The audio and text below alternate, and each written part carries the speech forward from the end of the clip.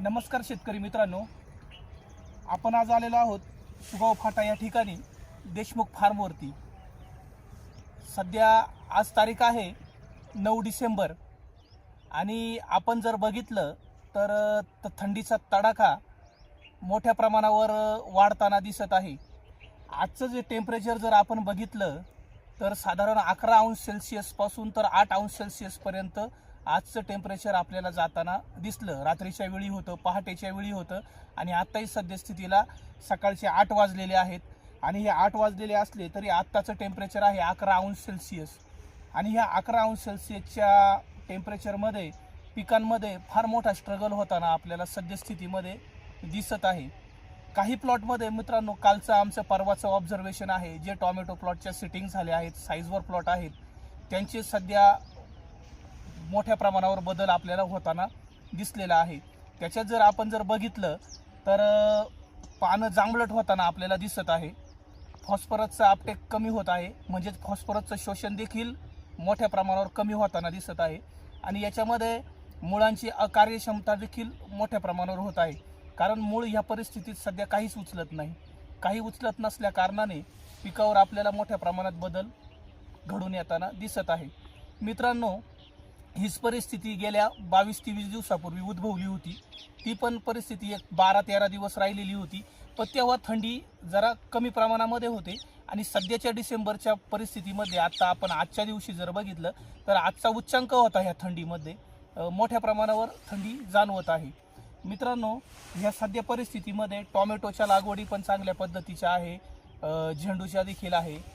मी वारंवार सांगत आलेलो आहोत, सध्या ह्या परिस्थिती थंडीच्या कालावधीमधून आपल्याला जर पिकं जर वाचवायची जर असेल तर आपल्याला नक्कीच ह्या वातावरणाच्या बदलावर, हवामान बदलावर आपल्याला काम करणं गरजेचं आहे। मित्रांनो, आता आपण बघितलंय 8 जरी वाजलेले आहेत तरी पण मोठ्या प्रमाणावर दव आहे। आपण जर बघितलं तर पाणीच पडतंय झाडावरून, फार मोठ्या प्रमाणावर दव पडतंय, म्हणजे झाडाची कंडिशन कशी असू शकेल रात्रीची आपण याच्यावरून अभ्यास करू शकतो। आता सध्याच्या परिस्थितीत आपण काम एवढंच करायचं आहे की हप्त्यातून 2दा तरी आपल्याला स्टिम्युलंट जाणं गरजेचं आहे।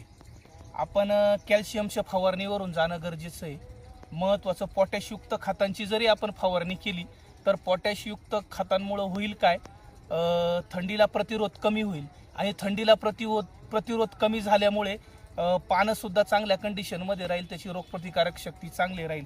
त्याच्यामुळं आपण सध्याच्या थंडीच्या काळामध्ये स्टिम्युलंट व परत एकदा भर देणं गरजेचं आहे। सल्फर दिलं पाहिजे, थायो कॅल्शियम दिला पाहिजे।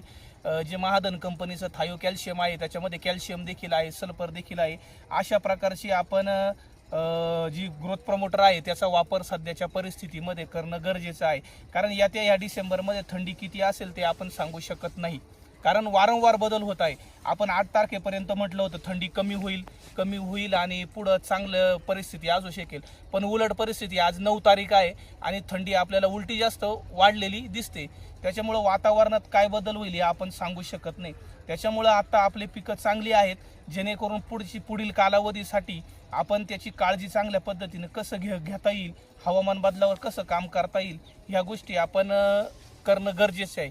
नाहीतर काय होतंय, थंडीमध्ये मोठ्या प्रमाणे ब्लाइटचा देखील अटॅक वाढतोय, त्याच्यानंतर सर्कोप्सोरा आहे त्याचाही अटॅक वाढतोय, कारण दव पडत असतं, आर्द्रता जास्त असते, याच्यामध्ये करप्याचा अटॅक देखील वाढतो। म्हणजे सगळ्याच गोष्टींना आपल्याला याच्यामधून तोंड देणं आहे।